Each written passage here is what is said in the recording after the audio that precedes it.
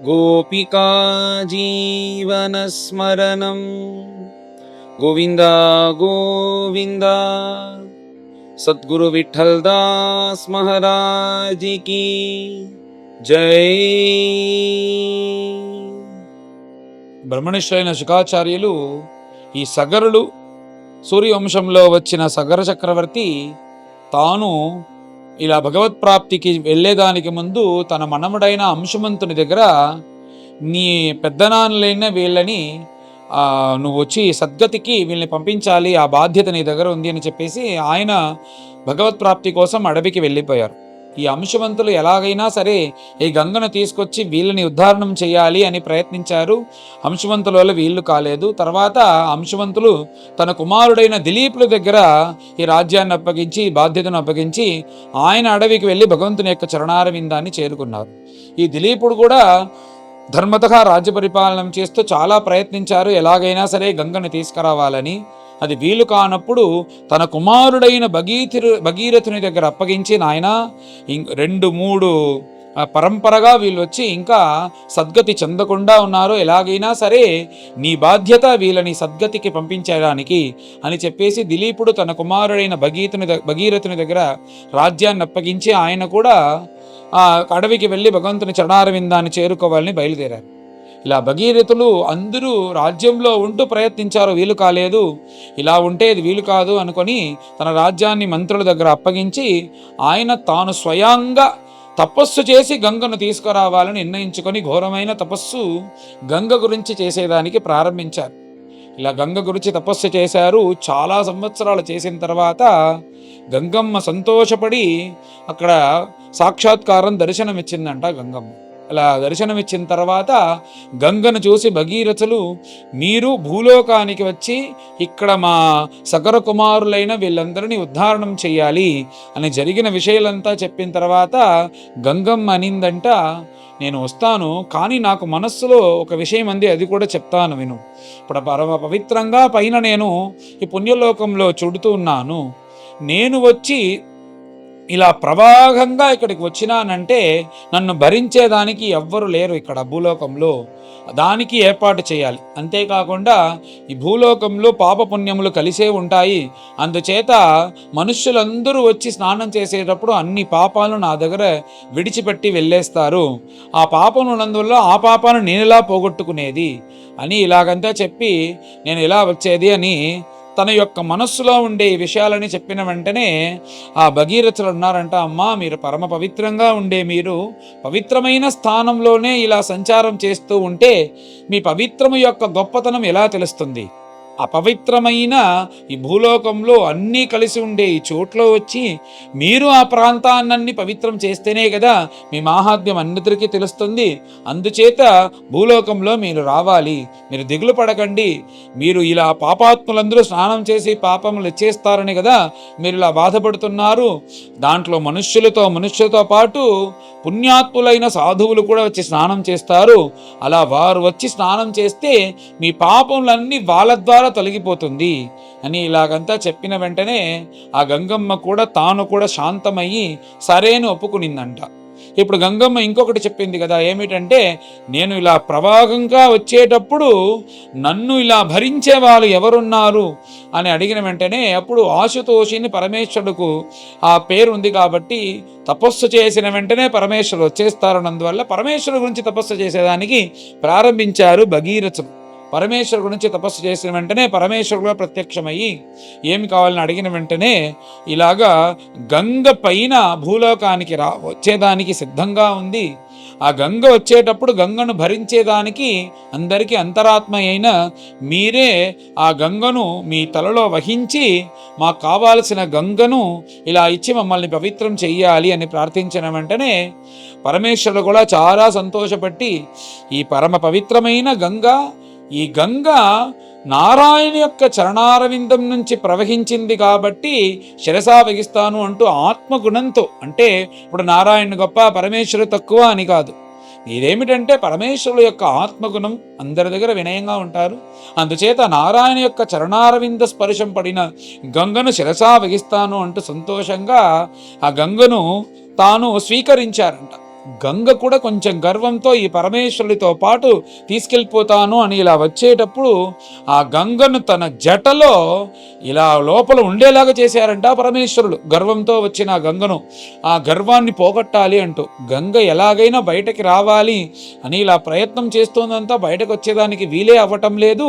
పరమేశ్వరుని యొక్క జటాముడిలో ఇలా నిలిచిపోయిందంట గంగ. ఇప్పుడు గంగ పైకి వస్తుంది, అందరినీ పవిత్రం చేస్తుంది అని చూస్తూ ఉండేటప్పుడు బయటకి రానేలేదు. వెంటనే పరమేశ్వరుని ప్రార్థన చేశారు ఈ భగీరథులు. వెంటనే భగీరథులు ప్రార్థన చేసినందువల్ల తన జట నుంచి ఇలా కొంచెం ఎత్తి కింద వేసిన తర్వాత దాని ద్వారా పరమేశ్వరు యొక్క శిరస్సు నుంచి 4 విధముగా 4 దిక్కులలో ఆ గంగ అనేది ప్రవాహంగా వెళ్తుంది. దానికి సీతా, చక్షు, భద్ర, అలకనంద అని పేరు. ఈ సీతా, చక్షు, భద్ర ఇవన్నీ వచ్చి అది అక్కడక్కడ వెళ్తుంది. కానీ దక్షిణ దిక్కులో వచ్చే అలకనందాకు ఉండే మాహాత్మ్యం ఇంకా దేనికి లేదు అంటూ పంచమ స్కందంలోనే బ్రహ్మనిష్ఠులు వర్ణించారు. ఆ అలకనంద ఋషికేశ పర్యంతం సంచారం చేసేటప్పుడు దానికి అలకనంద అని పేరు. ఎప్పుడైతే హరిద్వార క్షేత్రంకి భూమికి అది వచ్చి తాకుతుందో ఆ భూమిని స్పర్శించే సమయం దానికి గంగా అని పేరు. ఈ గంగకు ఎవరైతే స్నానం చేసేదానికి వస్తారో వాళ్ళందరికీ అశ్వమేధం, రాజసూయం, వాజపేయం చేసిన ఆ యాగం చేసిన ఫలము స్నానం చేసిన మాత్రమే దొరుకుతుంది అంటూ బ్రహ్మనిష్ఠులు పంచమ స్కంధంలోనే వర్ణించారు. ఇలా గంగమ్మ ఆ పరమేశ్వరుని యొక్క శిరస్సు నుంచి అలకనందగా వచ్చి హరిద్వార క్షేత్రముకు వచ్చి తర్వాత భగీరథుని వెనకాలే సంచారం చేస్తూ వస్తుందంట. ఇక్కడ అక్కడక్కడ వెళ్ళిపోయి ఏ కార్యం కోసం ఈ గంగను తీసుకొచ్చామో ఆ సమయంలో ఆ గంగ ఆ కపిల వాసుదేవుని యొక్క ఆశ్రమం యొక్క బయట రాకుండా ఎక్కడైనా వెళ్ళిపోయిందంటే అది ఎంత ఆ కార్యమన్నీ వృథా కదా, ఇన్ని సంవత్సరాలు చేసిన ఆ కార్యమంతా. అందుచేత భగీరథులు జాగ్రత్తగా తన వెనకాల రమ్మని తీసుకొస్తున్నారంట ఆ గంగను. అందుచేతనే ఆ గంగకు భాగీరథి అని కూడా ఇంకొక పేరు.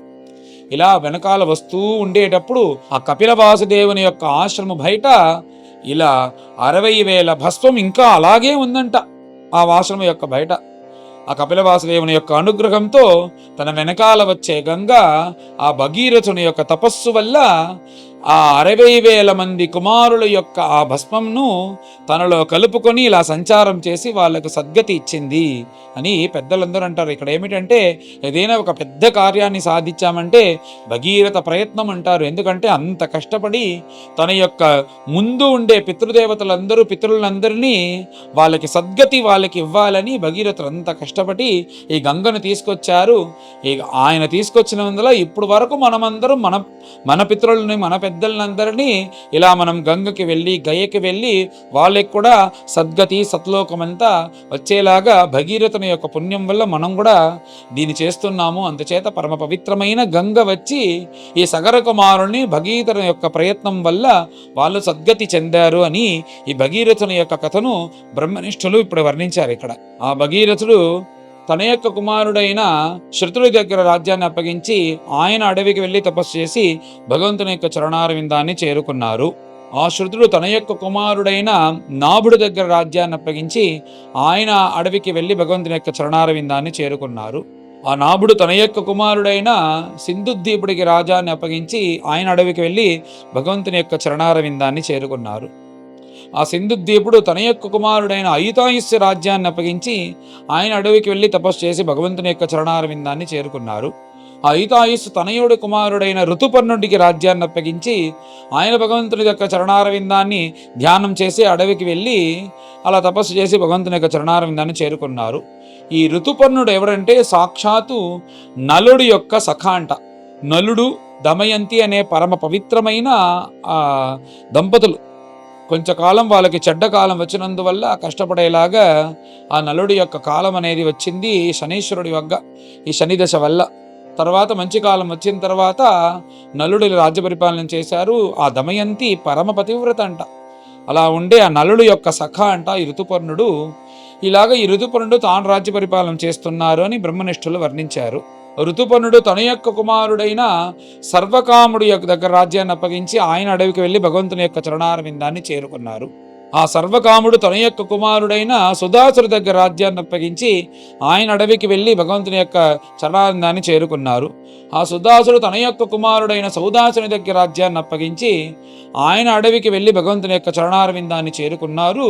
ఈ సౌదాసుడికి ఏమిటంటే గురుశాపం వల్ల కొన్ని సంవత్సరములు రాక్షసుడిగా ఉన్నాడు అని వర్ణించిన వెంటనే దానికి ప్రశ్న అడిగారు పరీక్షితు మహారాజా. వెంటనే ఆ కథను చెప్పారు బ్రహ్మనిష్ఠులు. ఈ సౌదాసుడు ధర్మతగా రాజ్య పరిపాలన చేస్తున్నారంట. ఆ సమయంలో రాక్షసుల వల్ల అప్పుడప్పుడు కష్టం వస్తూ ఉండేటప్పుడు అడవికి వెళ్ళి బాగా యుద్ధం చేసి అన్ని రాక్షసులను సంహరించారు. దాంట్లో ఒక్కడిని మాత్రం మిగతా వదిలిపెట్టారు. అతడు ఎవడంటే ముఖ్యమైన రాక్షసుని యొక్క తమ్ముడు. ఎలాగైనా సరే ఇతనైనా మనం ఎలాగైనా ఇతనికి మనం కష్టాన్ని ఇవ్వాలి అని అనుకొని ఆ రాక్షసుడు ఇలా సరైన సమయాన్ని ఎదురు చూస్తూ ఉండేటప్పుడు మనుష్య వేషంలో కొన్ని రోజులు వచ్చే అంతఃపురంలో వంటవాడిలా వచ్చి వంట చేస్తున్నాడంతా రాక్షసుడు. అలాగ వంట చేస్తూ ఉండేటప్పుడు శ్రాద్ధం వచ్చిన రోజు, ఆ కాలంలో శ్రాద్ధముల్లో మాంసం అనేది చేర్చుకునేవారంట. ఆ మాంసం అనేది సాధారణమైన మాంసం తెచ్చిపెట్టి వశిష్ఠులకి ఇవ్వాల్సింది. అది సాధారణమైన ఆ సమయంలో చేసే పనులు.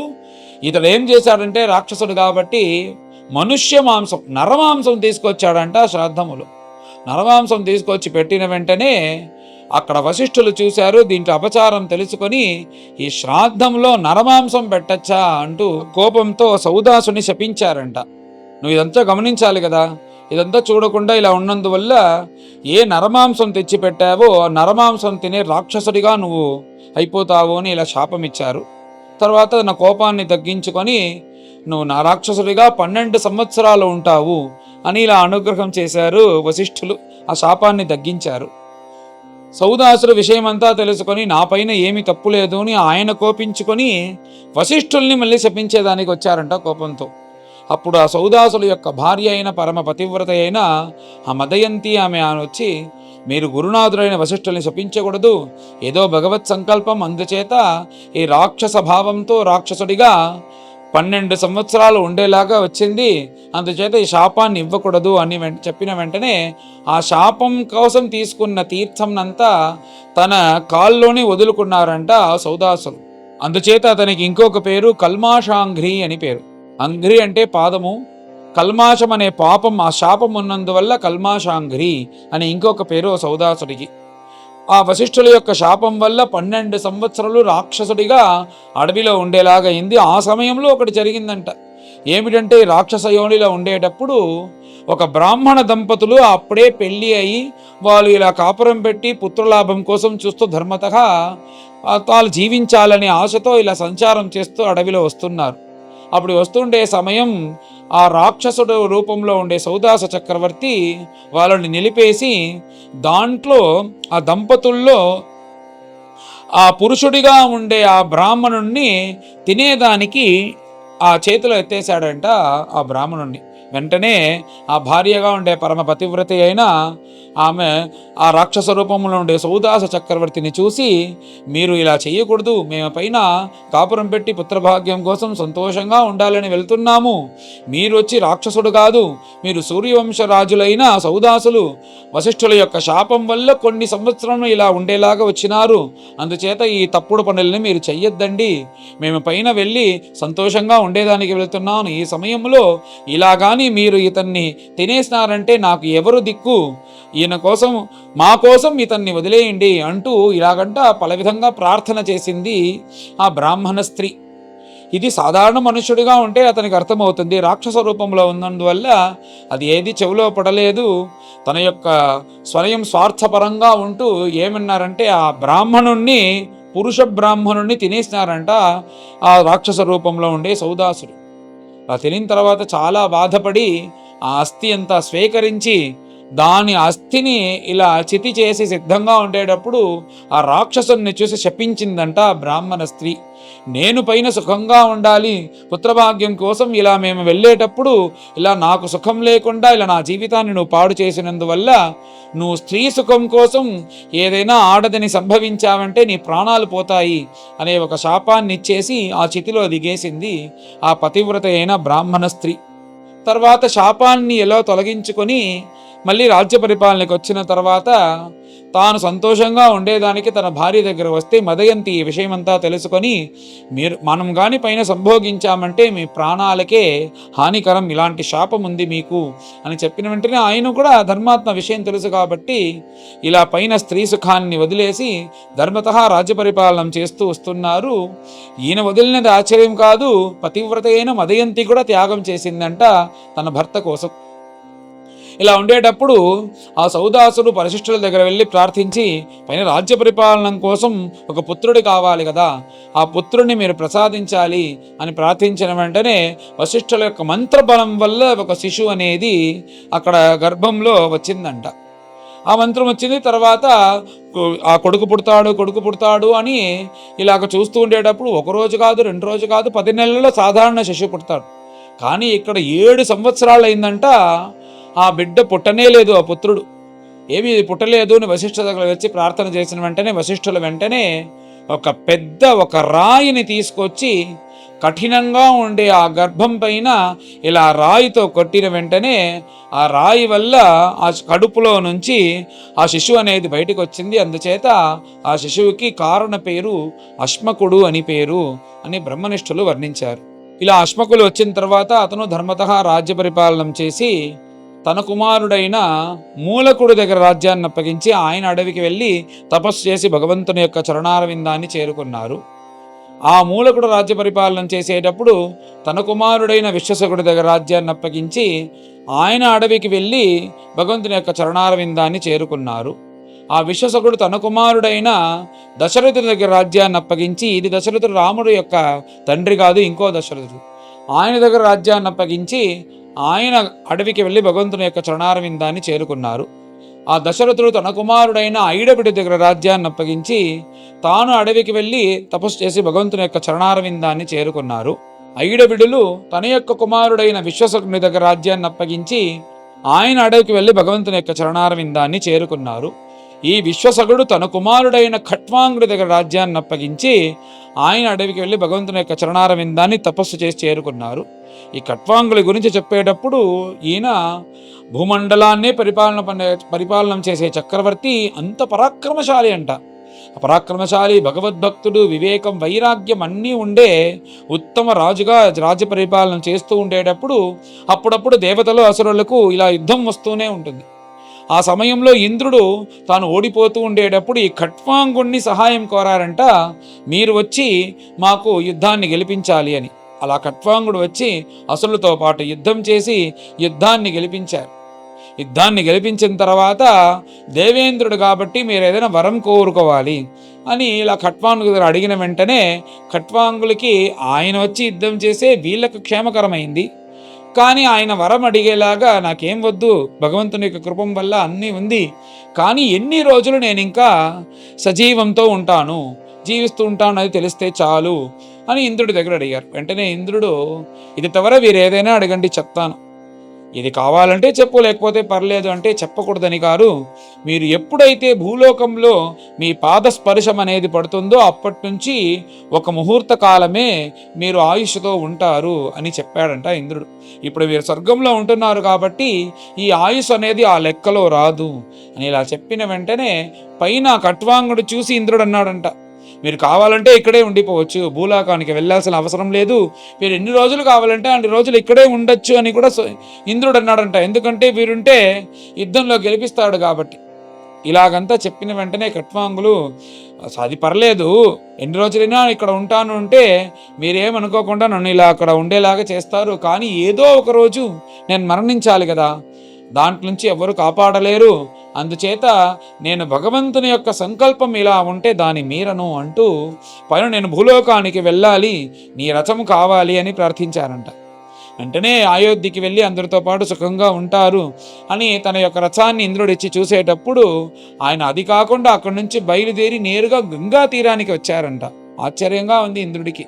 ఇలా గంగా తీరానికి వచ్చి ఎందుకు వచ్చారంటే తన చివరి శ్వాస కాబట్టి అక్కడ ఎవరైనా మహాత్ములు భాగవతులు భగవద్గుణం చెప్తూ ఉంటే ఆ కథను విని తన చివరి శ్వాసలో భగవత్ స్మరణారవిందంతో భగవత్ స్మరణతో భగవత్ చరణారవిందాన్ని చేరుకోవాలి అంటూ ఇలా వచ్చి గంగా తీరంలో భాగవతులు చెప్పే భగవద్గుణాన్ని విని చివరి శ్వాసలో అలా భగవంతుని తలిచి 1.5 గంట ఒక ముహూర్త కాలంలో భగవద్గుణ శ్రవణ మాత్రంతో వైకుంఠానికి చేరుకున్నారు ఈ కట్వాంగులు. ఈ కట్వాంగుల యొక్క కథనే బ్రహ్మనిష్ఠులు 7 రోజుల బ్రాహ్మణ శాపం పైన నేను 7 రోజులే ఉంది అని భయపడి వచ్చినప్పుడు అభయమిచ్చి ఈ కట్వాంగుడి యొక్క కథనే బ్రహ్మనిష్ఠులు ఆ పరీక్షితు గారు చెప్పారు. నువ్వు 7 రోజులు ఉంది నాయన, నీకు 1.5 గంట ఒక ముహూర్తం మాత్రమే పెట్టుకొని ఆ కట్వాంగుడు వచ్చి గంగా తీరంలో భగవద్గుణాన్ని విని భగవంతుని యొక్క చరణారవిందాన్ని చేరుకున్నారు. నీకు పైన 7 రోజులుంది, నేను భగవద్గుణం చెప్పి నువ్వు కళ్ళు మూస్తే కళ్ళు తెరిచినా కృష్ణుడు ఉండేలాగా చేస్తానని అభయం ఇచ్చి ఈ సూర్యవంశంలో వచ్చిన ఈ కట్వాంగుల యొక్క చరిత్రాన్ని చెప్పి బ్రహ్మనిష్ఠులు కూడా అభయం ఇచ్చారు. అలాంటి కట్వాంగుల యొక్క చరిత్రం ఆయన కూడా అందరిలాగా అడవికి వెళ్ళి తపస్సు చేసి భగవంతుని యొక్క చరణారవిందాన్ని చేరుకోలేదు. భగవద్గుణ శ్రవణ మాత్రంతోనే అలా స్వర్గం నుంచి వచ్చి భగవద్గుణం విని వైకుంఠం నుంచి విమానం వచ్చి ఆయన భగవంతుని యొక్క చరణారవిందాన్ని చేరుకున్నారు అంటూ ఈ కట్వాంగుల యొక్క మోక్షంతో ఈ అధ్యాయం అనేది పూర్తవుతుంది. పైన అందరం కలిసి అధ్యాయాన్ని పారాయణం చేస్తాం. అచ నవమోऽధ్యాయః. శ్రీశుక ఉవాచ అంశుమాంశ్చ తపస్తేపి గంగానయన కామ్యయా కాలం మహాంతం నాశక్నోత్ తతః కాలేన సంస్థితః దిలీపః తత్సుతస్తద్వత్ అశక్తః కాలమేయివాన్ భగీరథః తస్య పుత్రః తేపేస సుమహత్తపః దర్శయామాస తం దేవి ప్రసన్నా వరదాస్మితే ఇత్యుక్తః స్వం అభిప్రాయం శశంస అవనతో నృపః కోపి ధారయితా వేగం పతంత్యామే మహీతలే అన్యథా భూతలం భిత్వా నృపయాస్యేరసాతలం కిం చాహం న భువం యాస్యే నరామయ్యాం రుజంత్యఘం మృజామి తదగం కుత్ర రాజన్ తత్ర విచింత్యతాం.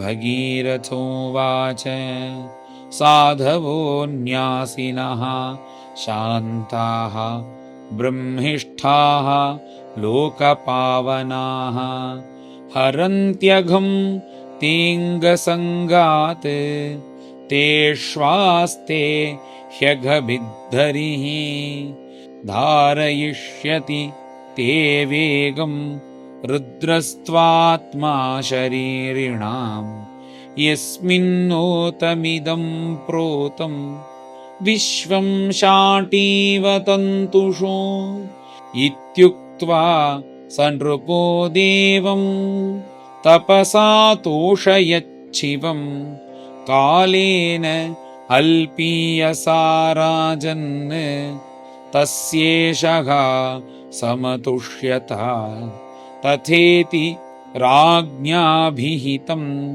సర్వలోకహితః శివః దధార అవహితో గంగాం పాదపూతజలాం హరేః భగీరథః స రాజర్షిః నిన్యే భువన పావనీం యత్ర స్వపితॄణాం దేహాః భస్మీభూతా శ్మశేరతే రథేన వాయువేగేన ప్రయాంతమనుధావతి దేశాన్ పునంతి నిర్దగ్ధాన్ ఆసించత్ సగరాత్మజాన్ యజ్జల స్పర్శమాత్రేణ బ్రహ్మదండహతా అపి సగరాత్మజా దివం జగ్ముః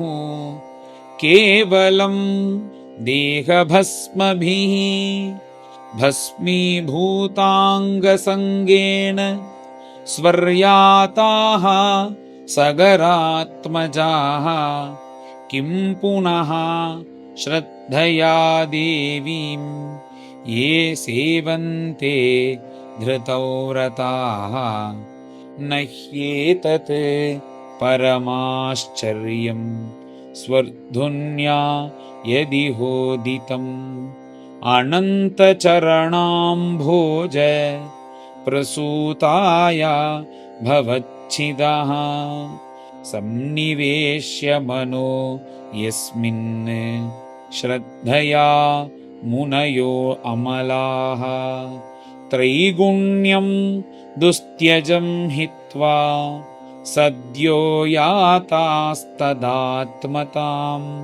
श्रुतो भगीरथाज्जज्ञे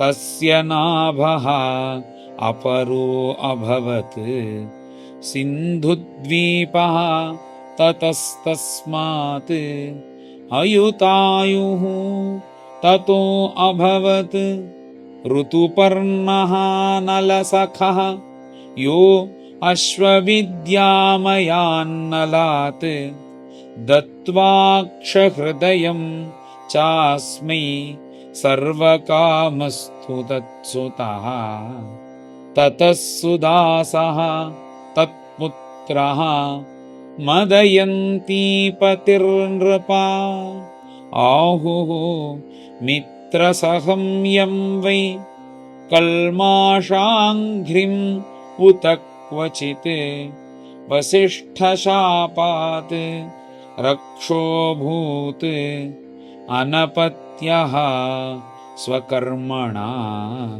राजोवाच किं निमित्तः गुरोः शापः सौदासस्य महात्मनः एतद्वेदितुमिच्छामः कथ्यतां नरको यदि श्रीशुक उवाच सौदासः मृगयां किञ्चित् चरन् रक्षो जघानः मुमोच भ्रातरं सोच गतः प्रतिचिकीर्षया सचिन्तयन् अघं राज्ञः सूदरूपधरो गृहे गुरवे भोक्तुकामाय पक्त्वा निन्ये नरामिषम् परिवेक्ष्यमाणं भगवान् विलोक्य अभक्ष्यमञ्जसा राजानम् अशपत् क्रुद्धः रक्षो ह्येवं भविष्यसि रक्षः कृतं तद्विदित्वा चक्रे 12 वार्षिकम् सोऽप्यापो अञ्जलिनादाय गुरुं शप्तुं समुद्यतः वारितो मदयन्त्यापः पृषतीः पादयोर्जहो दिशः खम् अवनीं सर्वं पश्यन् जीवमयं नृपः राक्षसं भावमापन्नः पादे कल्माषतां गतः व्यवायकाले ददृशे वनौको दम्पती द्विजौ क्षुधार्तो जगृहे विप्रम् तत्पत्नी आहाकृतार्थवत् न भवान् राक्षसः साक्षात् इक्ष्वाकूणां महारथः मदयन्त्याः पतिर्वीरा नाधर्मं कर्तुमर्हसि देहि मे अपत्यकामायाः अकृतार्थं पतिं द्विजं देहोऽयं मानुषो राजन् पुरुषस्य अखिलार्थदः तस्मादस्य वधो वीरा सर्वार्थवध उच्यते। एष हि ब्राह्मणो विद्वान् तपःशीलगुणान्वितः आरिराधयिषुः ब्रह्म महापुरुषसंज्ञितं सर्वभूतात्मभावेन भूतेषु अन्तर्हितं गुणैः। सोऽयं ब्रह्मर्षिवर्यस्ते राजर्षि प्रवराद्विभो। कथमर्हति धर्मज्ञा वधं पितुरिवात्मजः। तस्य साधोरपापस्य भ्रूणस्य ब्रह्मवादिनः। कथं वधं यथा बभ्रोः मन्यते सन्मतो भवान्। यद्ययं क्रियते भक्षः तर्हि मां खाद पूर्वतः। न जीविष्ये विनायेन क्षणं च मृतकं यथा। एवं करुणभाषिण्या विलपन्त्या अनाथवत् व्याघ्रः पशुमिवाखादत्। सौदासः शापमोहितः ब्राह्मणी वीक्ष्य दिधिषुं पुरुषादेन भक्षितम्। शोचन्ति आत्मानमुर्वीशम् अशपत् कुपिता सती। यस्मान्मे भक्षितः पापः कामार्तायाः पतिस्त्वया तवापि मृत्युः। आधानात् अकृतप्रज्ञदर्शितः एवं मित्रसहं शप्त्वा पतिलोकपरायणा। तदस्थीनि समिद्धे अग्नौ प्रास्य भर्तृगतिं गता। विशापो 12 मैथुनाय समुद्यतः। विज्ञाय ब्राह्मणी शापं महिष्यास निवारितः। तत ऊर्ध्वं सतत्याज स्त्रीसुखं कर्मणा प्रजाः। वसिष्ठः तदनुज्ञातो मदयन्त्यां प्रजामधात्। सा वै सप्तसमागर्भम् अबिभ्रत् नव्यजायता। जघ्ने अश्मना उदरं तस्याः सोष्मकः तेन कथ्यते। अश्मकात् मूलको जज्ञे यस्त्रीभिः परिरक्षितः। नारीकवच इत्युक्तः निक्षत्रे मूलको अभवत्। ततो दशरथस्तस्मात् पुत्र ऐडविडस्ततः राजा विश्वसहो यस्य खट्वाङ्गः चक्रवर्त्यभूत्। यो देवैः अर्चितो दैत्यान् अवधीद् युधि दुर्जयः। मुहूर्तमायुः ज्ञात्वैत्य स्वपुरं सन्दधे मनः। न मे ब्रह्मकुलात् प्राणाः कुलदैवान्न चात्मजाः।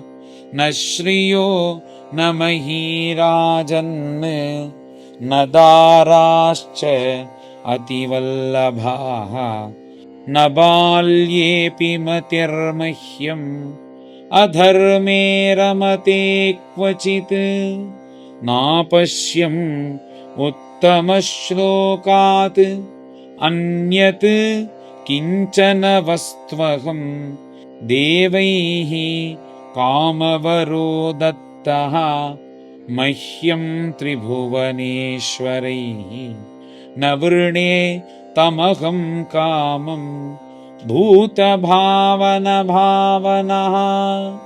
ये विक्षिप्त इन्द्रियधियः देवास्ते स्वहृदि स्थितं न विन्दन्ति प्रियं शश्वत् आत्मानं किमुता परे अथेष मायारचितेषु सङ्गम् गुणेषु गन्धर्व पुरोपमेषु रूढं प्रकृत्या आत्मनि विश्वकर्तुः भावेन हित्वा तमहं प्रपद्ये इति व्यवसितो बुद्ध्या नारायणगृहीतया हित्वा अन्यभावम् अज्ञानं ततः स्वं भावमाश्रितः यत्तद्ब्रह्म परं सूक्ष्मम् अशून्यं शून्यकल्पितं भगवान् वासुदेवेति यं गृह्णन्ति सात्वताः। श्रीहरये नमः। श्रीहरये नमः। श्रीमद्भागवते महापुराणे पारमहंस्यां संहितायां नवमस्कन्धे सूर्यवंशानुवर्णने नवमोऽध्यायः। गोपिका जीवनस्मरणं गोविन्द गोविन्द। सद्गुरु विठ्ठलदास महाराज की जय।